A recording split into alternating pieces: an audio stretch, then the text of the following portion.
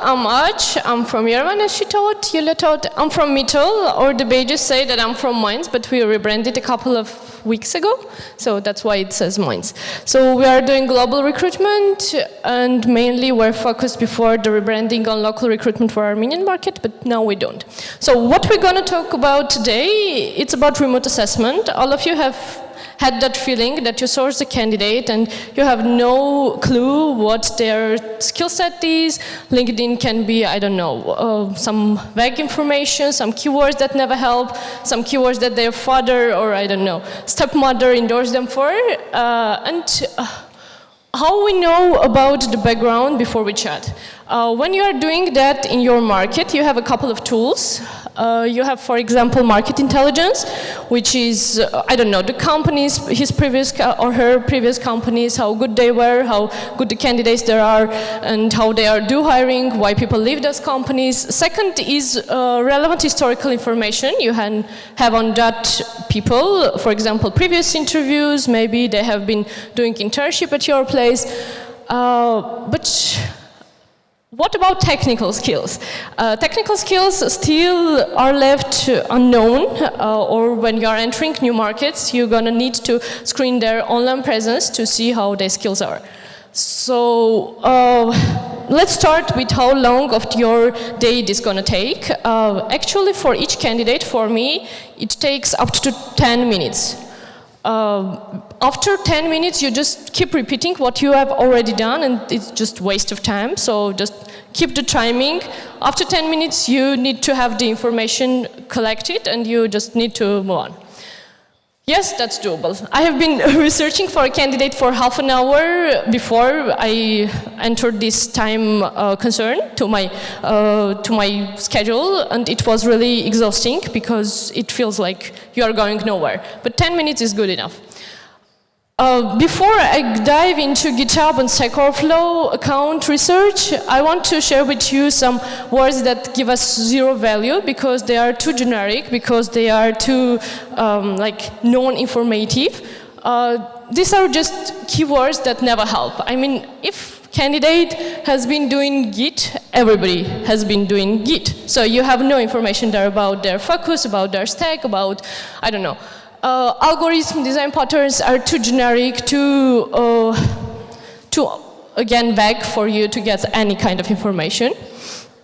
So we're gonna focus first on version control systems, as Anastasia gave us a very good introduction on how version control works and how this all is open mostly and online.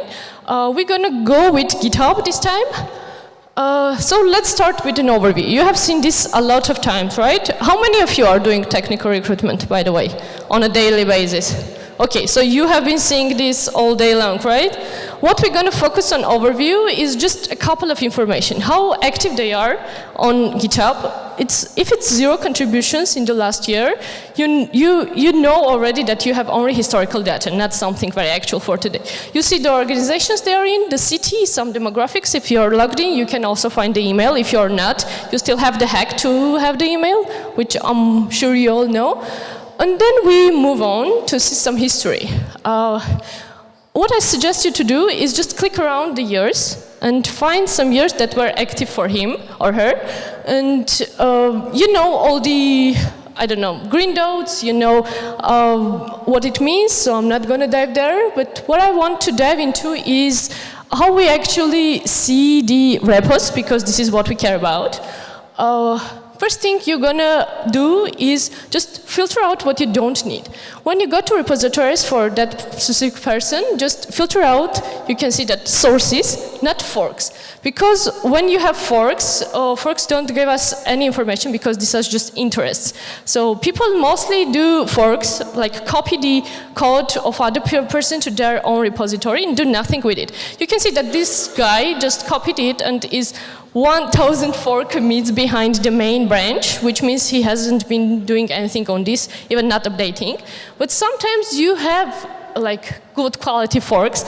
This gives us a lot of information because you can see that this girl has been 1 commit ahead of What's that? Yeah, this is React repository. So if you're gonna look for some React developer, you are really interested in this person because he or she has been diving so deep into React that she has some additions to the library itself. What's next? We want to know stack, right? We want some keywords to see how this matches our requirements.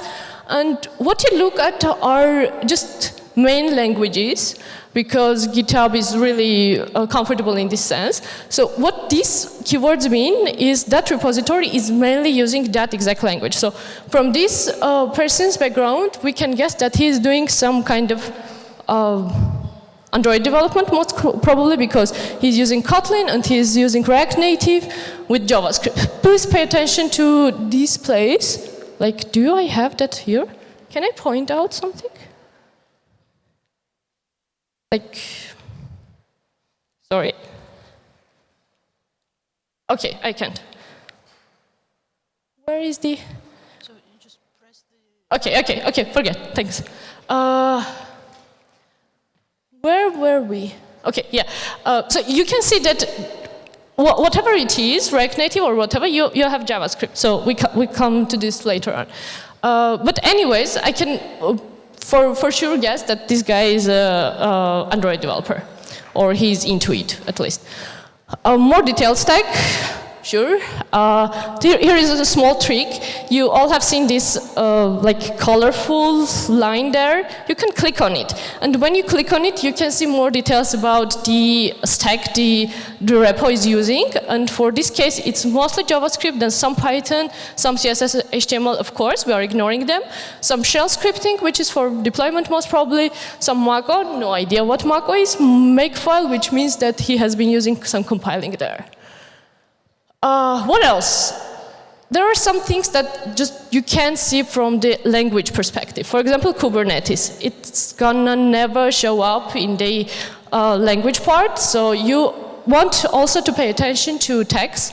So just pay attention to those blue dots there, because they give you more information, not only the language. Next question is, okay, we know the stack, but what is the advancement level? I mean, what kind of projects they have been doing? Well, most of the cases, what you have seen, you can see on GitHub are some, I don't know, testing projects, someone's coursework, as you can see, someone is just translating some languages for Pomodoro tracker. So this gives us zero information about their technical skills, because anybody can do some translations and use GitHub for that. You don't need to be a developer for that. But what we want to see is all the commits by that person and do some research there. For example, here you can see that this guy was fixing some small issues, but what he did, he never passed the CI/CD. I mean, this repo has some CI/CD installed, which means when he's doing wrong merge request, as Anastasia told us, it never passes, so it won't gonna be merged. So here is a good example of when this guy also implemented some part of the project, and it was passed. You can see he has no pass stages and he has pass stages. So for example, now we know that this guy cared, but not enough. So he never passed the tests, but this guy did, and sometimes he didn't as well. This is just, for example, how that you can see that pay attention to those like marks, check marks, and X's. What next? When you see that specific person has been opening issues for example, you are hiring for Angular developers, AngularJS developers, and you want to find out how advanced they are. For example, if they have opened some issue on Angular repo, it can be a very simple thing. For example, this word is wrong. This thing doesn't work in this architecture. This means they have been going so deep that they face these problems. So this is one of my ways to see if they are if they are advanced enough. So you can see two types of issues here. One of them got a comment, which makes GitHub think that this was important. So pay more attention to that, because this means that most probably it have been some developer came and said, okay, I had some problems, or a maintainer of the repo came and said, okay, we're going to solve this too. So this means that it was important. The second one was just opened, nothing else happened, but still you're going to pay attention to that. Next. Next things are pull requests, or in GitLab they are called merge requests. You can see again if this person opened a pull request, it means that not only he discovered the repo, but has something to add to it. I mean, he has something to say, to add value to that. And what you want to pay attention also is, was it merged or no?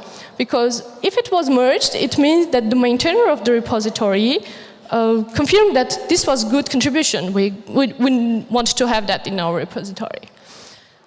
Read some text there, because when you scroll down, you can see some description, like text, and you can read a couple of that. For example, you can read that that girl was doing some boilerplate service that's ready to run inside the container.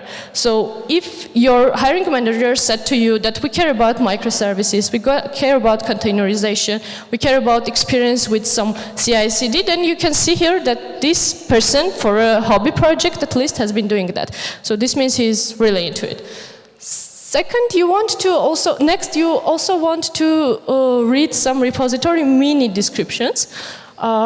For example, this person has been doing some monitoring hardware sensor thing, which means if your project is really connected with hardware, and if you are going low level, connected with controllers and OS level, or I don't know what else, you know this guy has been doing that. So again, this is a good point to save him into your sourcing pipeline and qualify him as a good lead.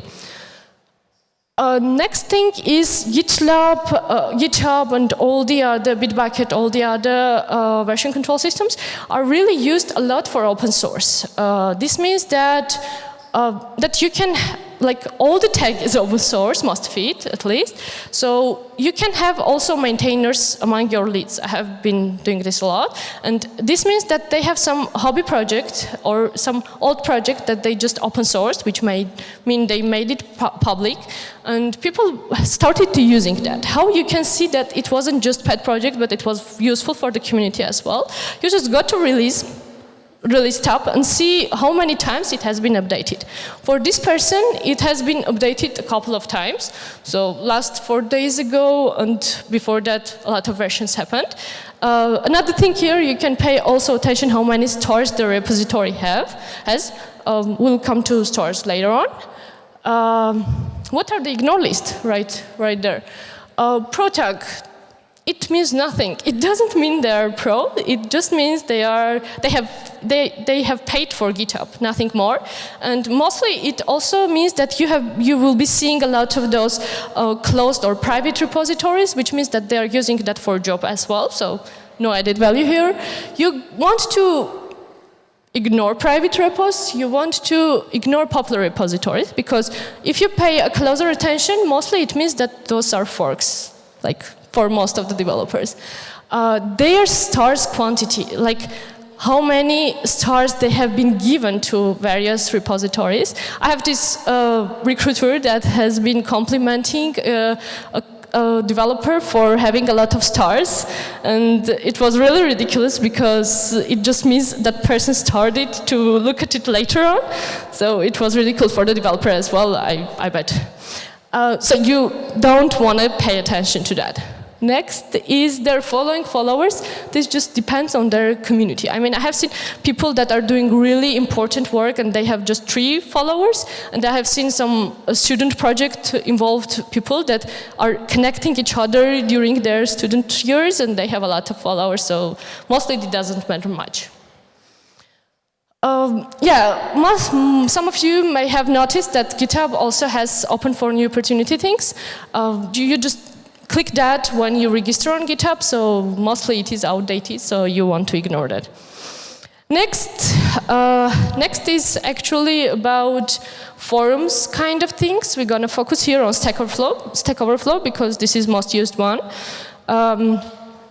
So yeah, let's go. First, again, the main overview. What you want to pay attention to is, of course, the description. But what I recommend to pay attention to as well is the upper side. So here is where you decide, are you going on researching his profile or no? If that says just one question or one answer, it's not worth your time, just skip. If it's more than, I don't know, 10, then you have place to dive in. Again, like we are answering the same questions. So first comes the technology question. For seeing this information, you are going to text part.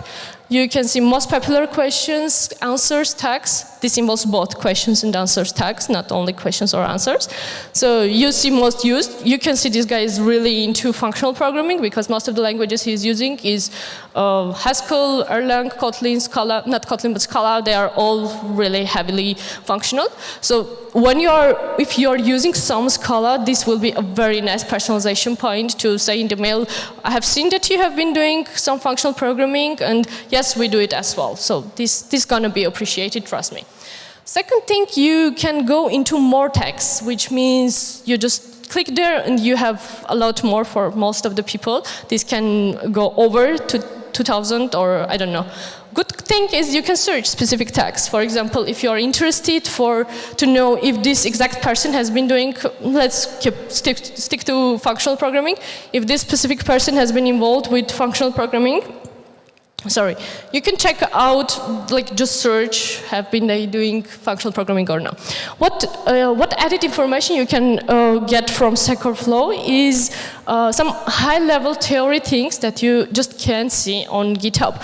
For example, performance, polymorphism, Linux kernel, inheritance, and so on and so forth.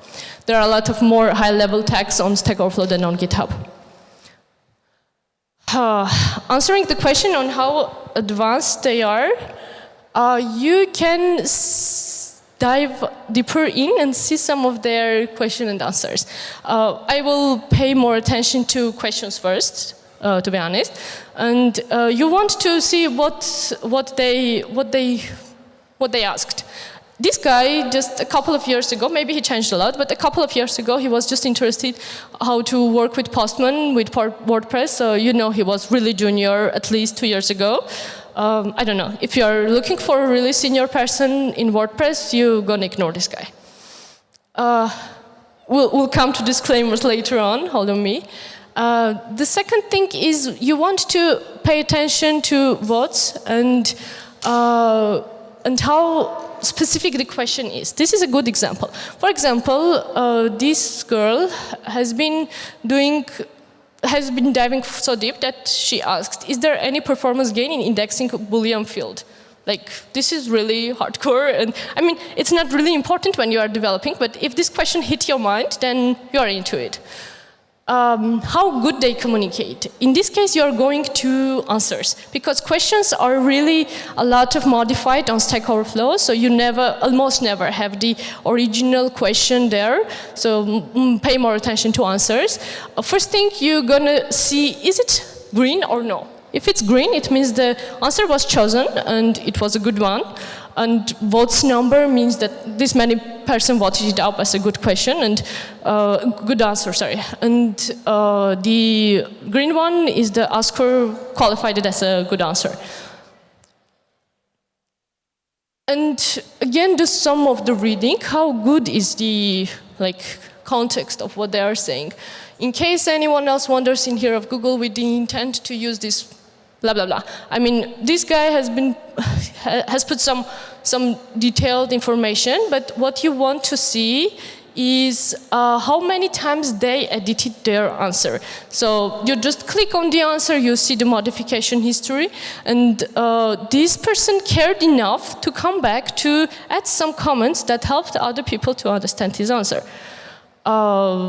In this case, you have this guy just put the answer there, but it never was helpful for the other person. This doesn't do for my task because. So what I recommend you is just do some like recursive thing and read some of the answers of their answers. This can help. And what you are watching out here is to see if that helped or no. So there is some, okay, this solved my problem, thank you, man, or this doesn't solve my problem, things.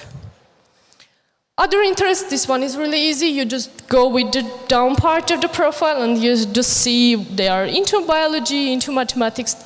This can go into your PS part, postscriptum part of your mail, or any kind of other reach out. But sometimes you get just this kind of profiles. This is Vasya, he's team leader, and we have nothing more on him, so just gonna ignore him, or maybe find on LinkedIn, he's maybe more serious there. Yeah, this is something very important. I mean, I'm sure most of you won't remember the hack part, I mean, how exactly to do this, but what I want you to remember is what you can take from here and what you can't. You can't have all the information, because in case of GitHub, not everybody is open, not everybody putting their code there. It doesn't mean they are not good developers. For Stack Overflow, they might be reading it a lot, trust me, they do every day, but maybe they aren't logged in, so they aren't answering, they aren't questioning, they just read it. This is heavy artillery, as I said. Just use your time wisely and do some like I'm done here thing and move on. You can't assume mostly negative part. I mean, you can assume that they are different, that they are using different stack, but you can't guess just based on GitHub that, okay, this person doesn't qualify. In most cases, because you can give the repo to your developers to read some of his recent codes, and if they say that it's so, I mean, they are competitive enough to say that this code doesn't qualify for our standards, but I deeply believe that HR or recruiter or any other like talent acquisition person can't. The last thing is pay attention to dates, because most of data can be really outdated. You don't want to lose the candidate just because the data was outdated. But what we gain is for example, before your call or reach out or anything else, you know more about their stack, their interests, how advanced they are, pet projects, community contributions, which can be really important, personalization points, and just some space to boost up how cool they are to them and to your developers. I have never missed a candidate smiling when I mentioned their repository, their pet projects, and thanked them for contributing to the community. This was really a nice icebreaker or conversation starter. That's it, I guess. And I'm running out of time, right, Yulia? I'm running out of time, right? Yeah. Then we're done. Thank you. You can find me on Telegram, or let's chat if you have questions, but if you have bigger ones, ask them right now.